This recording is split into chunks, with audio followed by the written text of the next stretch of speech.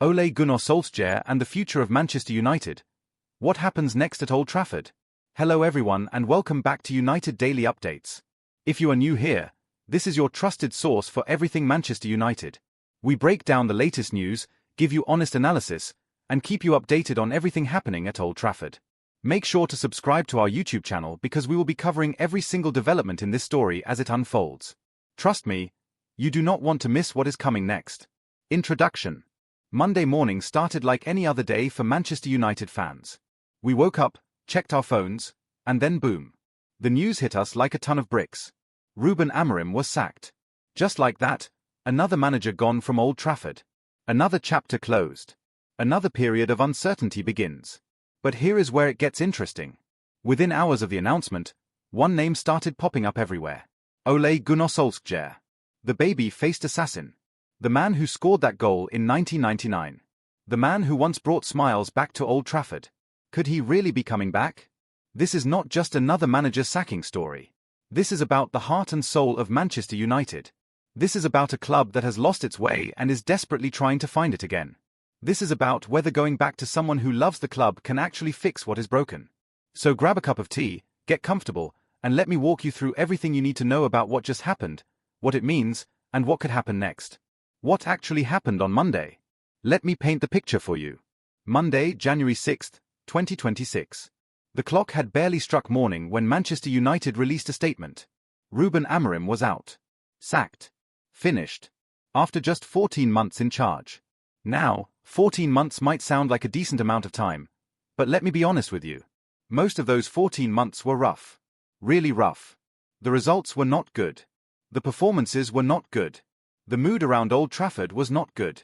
But here is the thing that makes this sacking different from others. The timing. Why now? Why on a Monday morning in early January? According to reports, it was not just about the results. Sure, the results were bad. But the final straw was something else. Amorim challenged Ineos. For those who do not know, Ineos is the company that now runs football operations at Manchester United. They are the ones making the big decisions. They are the ones calling the shots. When a manager challenges the people in charge, especially at a club as big as Manchester United, things can go south very quickly. And that is exactly what happened. Amorim pushed back against Ineos, and Ineos pushed him out the door. Who is running the show now? So Amorim is gone. The question everyone is asking is simple. Who is in charge now? The immediate answer is Darren Fletcher. Yes, that Darren Fletcher. The former United midfielder who gave his all for the club during his playing days. He will be in the dugout on Wednesday night when United travel to face Burnley in the Premier League. But let me be clear about something. Fletcher is not the long-term answer. Nobody thinks that. Not the fans, not the media, not even Fletcher himself probably. He is a caretaker. A steady hand to keep the ship floating while the people upstairs figure out what to do next. And this is where things get really interesting. Because United are not just looking for one manager. They are looking for two. An interim manager to guide the team until the end of the season, and a permanent manager to take over in the summer. Two different roles. Two different timelines. Two different sets of candidates. The interim manager race. Let me talk about the interim role first. This is the job that will last from now until May. Whoever takes this job knows it is temporary. They know they are basically a placeholder. But it is still Manchester United. It is still one of the biggest clubs in the world. And for some people, even a temporary role at United is worth taking. Two names are leading the race for this interim position. Ole Gunnar Solskjaer and Michael Carrick. Let me tell you about Michael Carrick first. Another former United player. Another person who bleeds red. Carrick had a good spell as interim manager before, stepping in after Solskjaer was sacked in 2021. He won a couple of games, steadied things, and then handed over to Ralf Rangnick. After leaving United, Carrick went to Middlesbrough. He did well there initially, but things did not work out in the end. He lost his job in the summer. So he is available. He knows the club. He knows what it means to wear that United badge. But the name that is generating all the buzz is Ole Gunnar Solskjaer. Why Ole Gunnar Solskjaer is different. Here is something you need to understand about Ole at Manchester United. He is not just another former manager. He is not like David Moyes or Louis van Gaal or Jose Mourinho or even Amorim. Ole is family. Let me explain what I mean by that. When United sacked Ole back in November 2021, they released a statement. And buried in that statement was something remarkable. Something that did not appear in any other sacking statement since Sir Alex Ferguson retired. The statement said, "Ole leaves with our sincerest thanks for his tireless efforts as manager and our very best wishes for the future. His place in the club's history will always be secure, not just for his story as a player, but as a great man and a manager who gave us many great moments. He will forever be welcome back at Old Trafford as part of the Manchester United family." Did you catch that? Forever welcome back at Old Trafford. That is huge. That is not standard corporate speak. That is not something you say to just anyone. A fan actually went through all the sacking statements United have released since 2013. Every single one. David Moyes, Van Gaal, Mourinho, Rangnick, Ten Hag, Amorim. None of them got that invitation back. None of them were told they would forever be welcome. Only Ole. What makes Ole special to Manchester United? To understand why Ole is different, you need to understand his history with the club. This is not just about being a former player. Plenty of former players have managed United. This is about something deeper. Ole scored the goal that won United the Champions League in 1999. The most dramatic moment in the club's history. The goal that completed the treble. The goal that made him a legend forever. But it was not just about that goal. Ole spent 11 years at United as a player. He came off the bench more times than he started, but he never complained. He always smiled. He always worked hard. He always put the team first. He was the ultimate super sub. The ultimate team player. When he retired, he stayed connected to the club. He managed the reserves. He kept that United DNA alive in the younger players. He was always around. Always part of the family. So when Jose Mourinho was sacked in December 2018, and United needed someone to step in temporarily, Ole was the obvious choice. He was managing Molde in Norway at the time, but he dropped everything to come back to his beloved club. And something magical happened. Remember that period? December 2018 to March 2019? Those few months when it felt like Manchester United was back? Ole walked into a dressing room that was miserable. Mourinho's final months had been toxic. Players were unhappy. Results were terrible. The mood was dark. Ole changed all of that almost overnight. He brought smiles back. He brought energy back. He brought that attacking football back.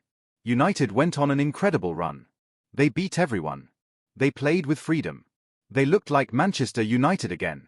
The fans fell back in love with the team. Old Trafford was buzzing again. And Ole, with that smile on his face, was conducting the whole orchestra. It was so good that United made a decision they probably should not have made. They gave him the job permanently. In March 2019, with 3 months of the season still to go, they made Ole the permanent manager. The Ole era. The good, the bad, and the lessons. Now, let me be honest about Ole's time as permanent manager. It was not all sunshine and roses. Far from it. The second half of that first season was rough. Really rough. The new manager bounce wore off and reality set in.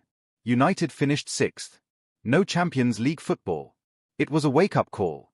But Ole stuck with it. He brought in better players. He got rid of the deadwood. He promoted young talent. He built a squad that actually looked like it could challenge for things. The next couple of seasons showed real progress. United finished 3rd, then 2nd. They were scoring goals. They were exciting to watch. Bruno Fernandes came in and transformed the team. Marcus Rashford was flying. We had hope again. But there were always questions. Could Ole take that final step? Could he win trophies? Could he beat the top managers in the big games? The 2021-22 season started terribly. United were getting hammered. That 5-0 loss to Liverpool at Old Trafford was humiliating. The 2-0 loss to Manchester City was embarrassing. The performances were getting worse, not better. And in November 2021, after a 4-1 defeat to Watford, United made the decision to let Ole go. It was sad. Really sad. Nobody wanted to see Ole fail. He is too nice a guy. He loves the club too much. But the results were not there. The performances were not there. Something had to change. What happened after Ole left? Let me quickly take you through what has happened at United since Ole was sacked. Because it is important context for understanding where we are now. First came Ralf Rangnick, the supposed pressing expert, the godfather of German coaching. He was meant to be interim manager and then move upstairs as a consultant. It was a disaster. United were somehow even worse under Rangnick than they were at the end of Ole's time. The players clearly did not believe in him. The tactics were confusing. The football was painful to watch.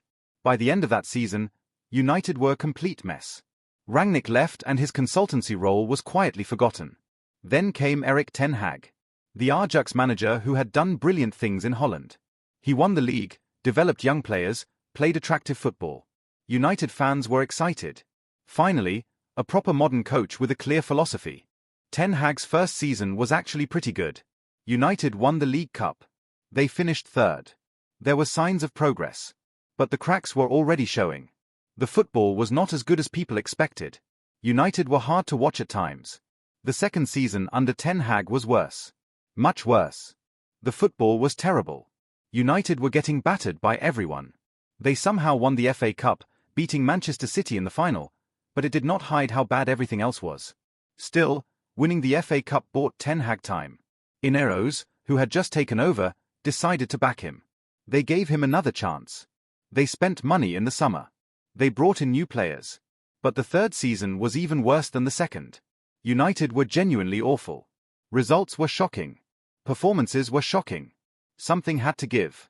And that is when United made the move for Ruben Amorim. The Amorim experiment that failed. Ruben Amorim was supposed to be the answer. The young Portuguese coach who had won the league at Sporting Lisbon. Twice. A coach who played exciting football. A coach who developed young players. A coach who was being linked with all the big jobs in Europe. United paid Sporting a huge compensation fee to get him. The fans were excited. Here was a fresh face. A new approach. A chance to start again. But it never clicked. From the very start, something was off. The results were bad. The performances were worse. United looked confused. Players seemed lost in Amorim's system. The football was painful to watch. And then Amorim made what might have been a fatal mistake. He challenged Ineos. The details are not fully clear yet, but reports suggest he pushed back against the people running the club. He questioned their decisions. He tried to assert his authority. Big mistake. Huge mistake.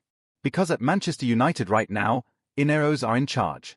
They are making the calls. They are running the show. And they do not take kindly to being challenged.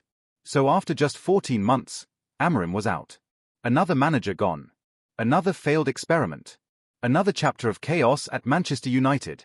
Why going back to Ole makes sense. So here we are. United need an interim manager. And Ole Gunnar Solskjaer is available and reportedly keen to come back. Does it make sense? Let me break down why it actually might. First, Ole knows exactly what he is walking into. He has been there before. He knows how the club works. He knows the pressures. He knows the expectations. There is no learning curve. He can hit the ground running. Second, Ole knows how to lift a dressing room. We saw it in 2018. He walked into a toxic situation and turned it around immediately. The players responded to him. They played for him. They enjoyed playing for him. Right now, United need exactly that. They need someone who can bring smiles back. Someone who can get the players believing again. Third, and this is important, Ole would be coming back as interim manager. Not permanent.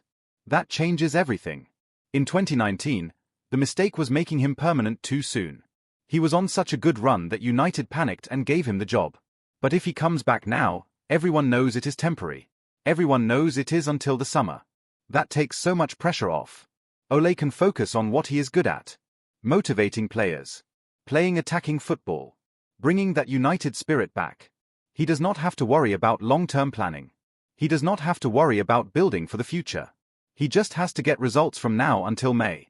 Fourth, and I cannot stress this enough, Ole loves Manchester United. This is not just a job to him. This is his club. His home. He would give everything to make it work. That passion, that commitment, that genuine love for the badge, it matters. Players respond to that. Fans respond to that. The risks of bringing Ole back. But let me play devil's advocate for a minute. Because there are risks. Real risks. The biggest risk is simple. What if it does not work? What if Ole comes back and the results are still bad? What if the magic from 2018 does not return? What if the players do not respond the way they did before? Then what? United would have gone backwards. They would have looked desperate. They would have damaged Ole's legacy even more. Because let me be honest, Ole's legacy at United is already a bit complicated. He is a legend as a player. Nobody can ever take that away. But as a manager, it is mixed. He did some good things. He also failed to win trophies. He also got sacked after some really bad results. If he comes back now and it goes wrong, that legacy gets even messier. Does United really want to risk that? Does Ole really want to risk that?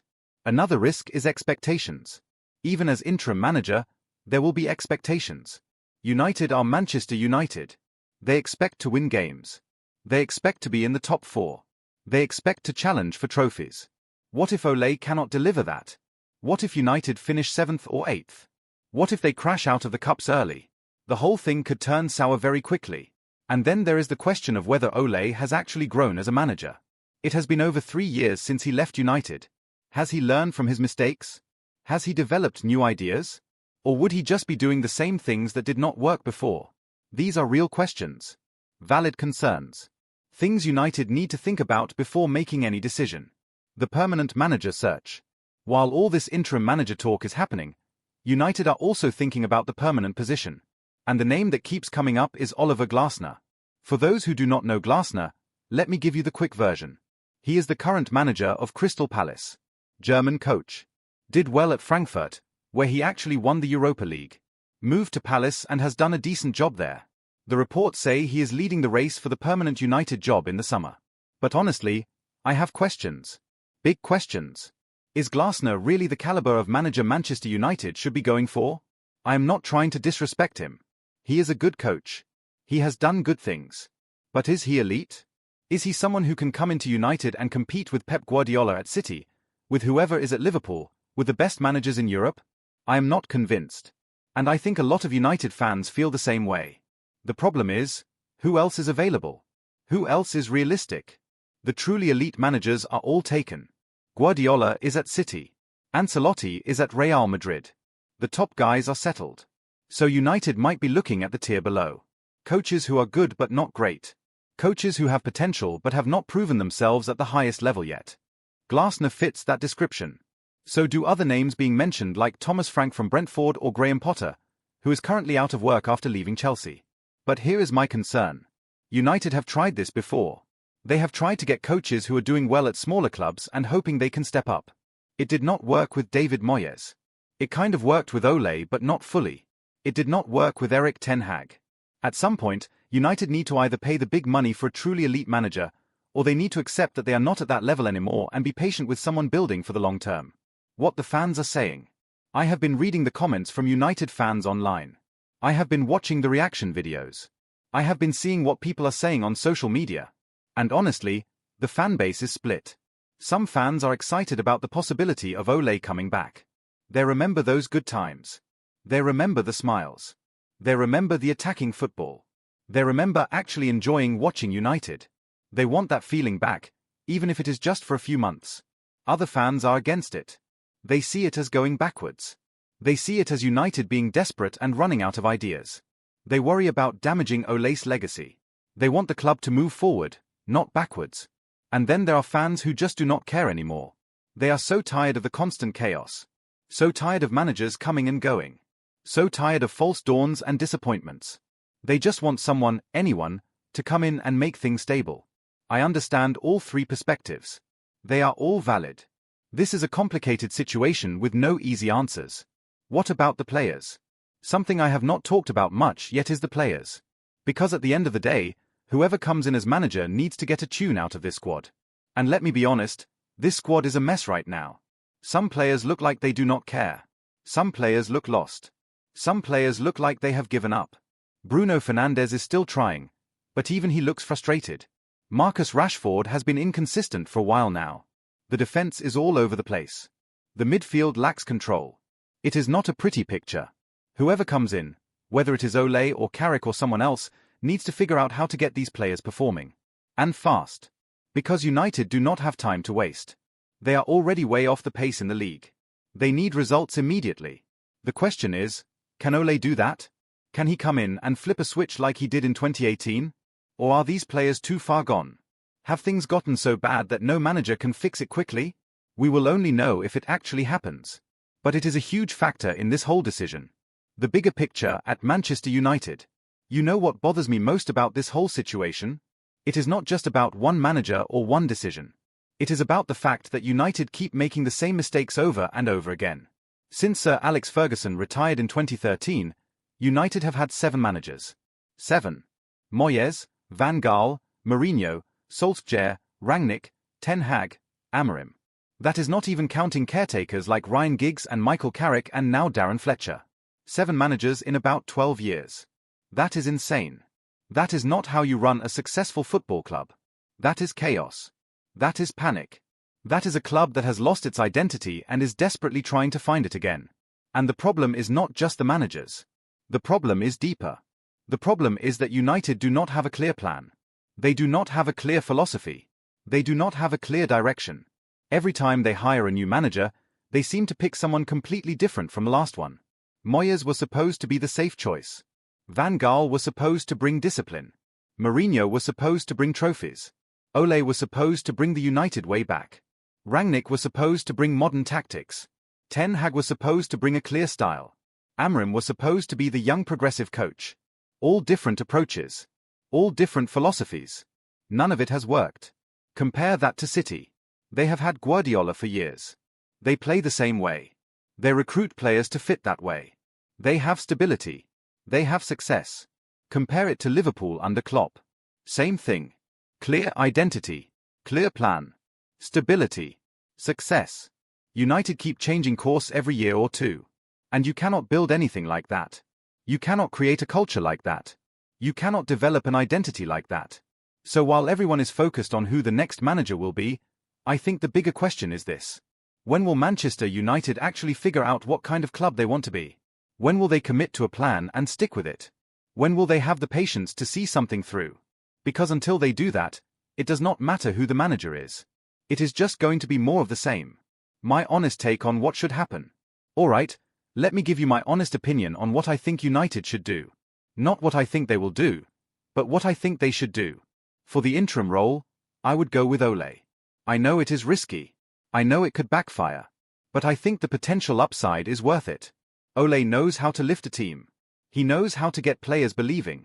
And right now, that is what United need more than anything. They need someone who can bring that energy and positivity back.